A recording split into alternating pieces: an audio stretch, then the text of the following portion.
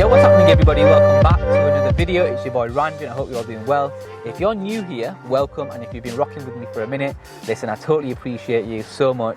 Thank you so much for sticking around, watching all my YouTube videos and supporting me, whether that be on YouTube or whether that be on one of my other social media platforms. But in this video, we're actually going to be replacing the silver aluminium looking trim with OEM carbon trim. Now, I've been really fortunate with attaining carbon parts. Now, a lot of people who add carbon to the interior of the S3 or other MQB platform car or any other car in general, they normally add like a stick over cover. Now, I really didn't want to do that. I saw a couple on AliExpress for really cheap, for like, you know, it worked out to be like 40-50 pounds, and I was like, I don't really want to do that. So that's why when the opportunity came around to buy the genuine parts to actually clip them into place, I was like, it's a no-brainer. Now, all of the carbon that I've got on this S3 is real carbon. The diffuser's not from Audi, obviously, but the mirror caps and the carbon that I'm going to be talking about in today's video is all Audi genuine OEM carbon made for the Audi 8V range, specifically for the Audi RS3 8V. Now, the mirror caps I got a really good bargain on. I can't remember how much I paid for them, but they were really, I think they were like £250.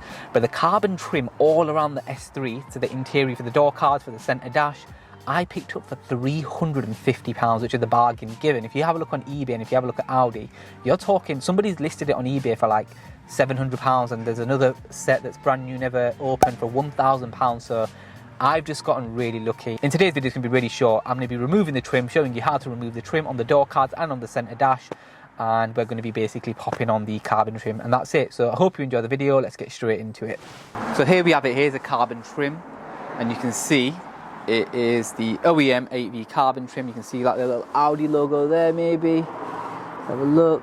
No, I think it might be too dark, but yeah, they're made in Sweden, and the part number is 8V2853189AF, but all the part numbers I'll try to pop on the screen and in the description box are definite. So now this carbon is the exact same as the mirror caps, just because they're both Audi OEM carbon genuine bits.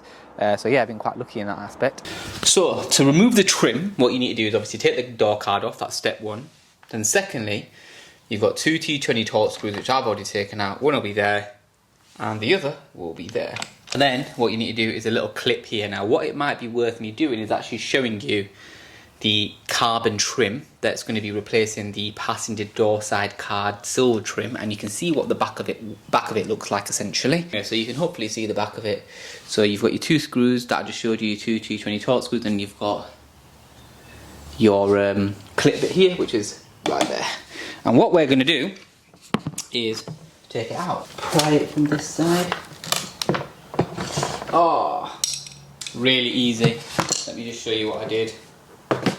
So you can see that bit there, I literally just really carefully pried it out. You don't even need to do anything on the other side, that'll literally just pop off. I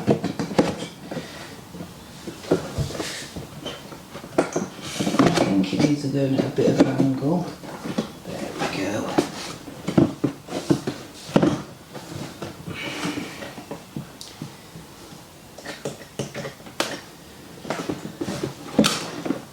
That looks wicked. What a difference that makes, isn't it? What an absolute difference that makes. There we go. Oh god. So here we go. Basically just put that in.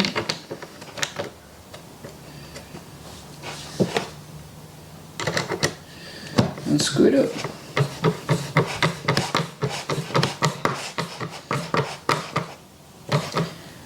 You don't need to over tighten it, in my opinion. I don't really like over tightening. Torque screws.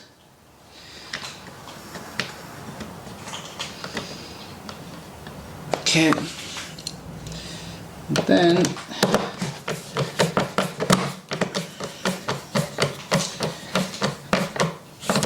voila! All done.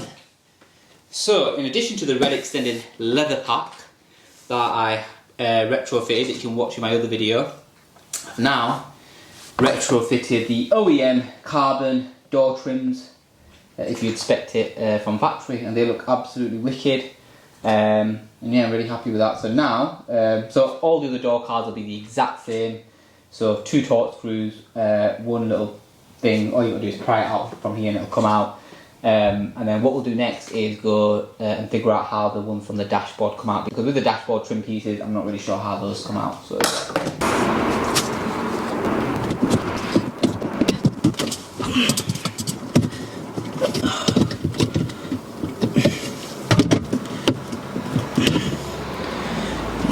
Broke that bit there, and it's broken off both ones, so I can only imagine that it was really hard to remove. So yeah, there we go. Trim's there. Cool!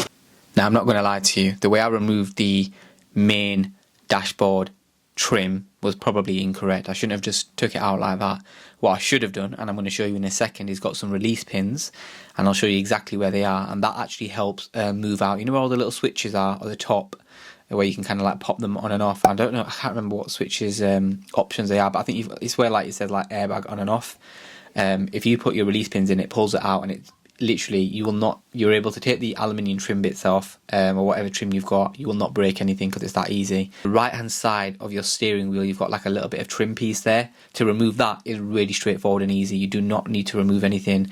That'll just literally pop off, and any replacement trim that you're wanting to put back in there, whether it be gloss black, carbon, or whatever it is, that will just pop straight back in. That's easy, no problems there. On the left hand side of the steering wheel, you've got another little bit of trim. That piece of trim, in addition to the large piece of trim that I really struggle to get out, it's definitely better just go to Halfords, get these release pins that I'll link in the description box below, and I'll also show you, and you'll be able to get them out in like a minute. It's really easy.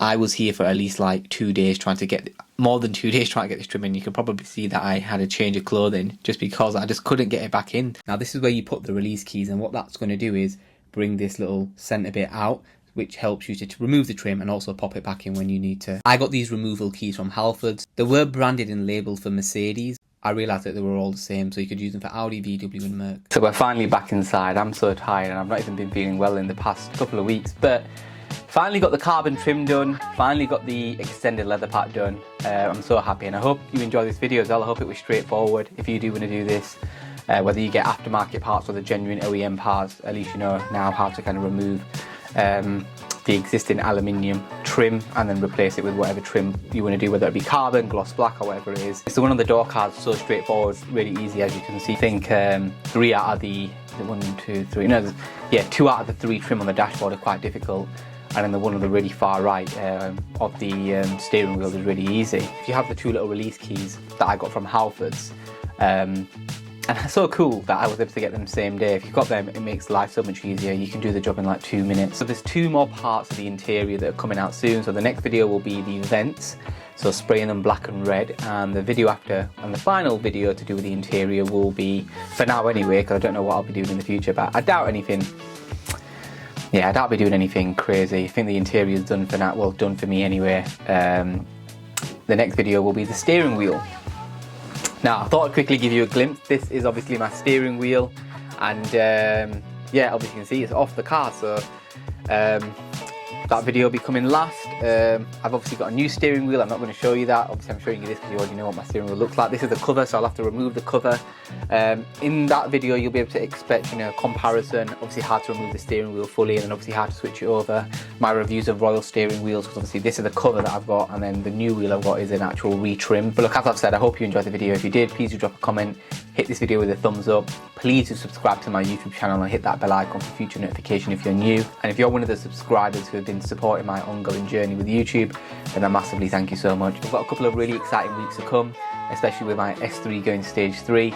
Once the interior is done, I'll be focusing on the stage 3 part, so I'm going to be doing the brakes and the intercooler. You already know about the new exhaust, hopefully, for those who follow me. I don't know if I mentioned it in my previous video, but I am getting a new exhaust, so the Multec is going. So yeah, exciting stuff to come, and you will not be disappointed if you stick around, so please do. And listen, until next time, take it easy. Peace.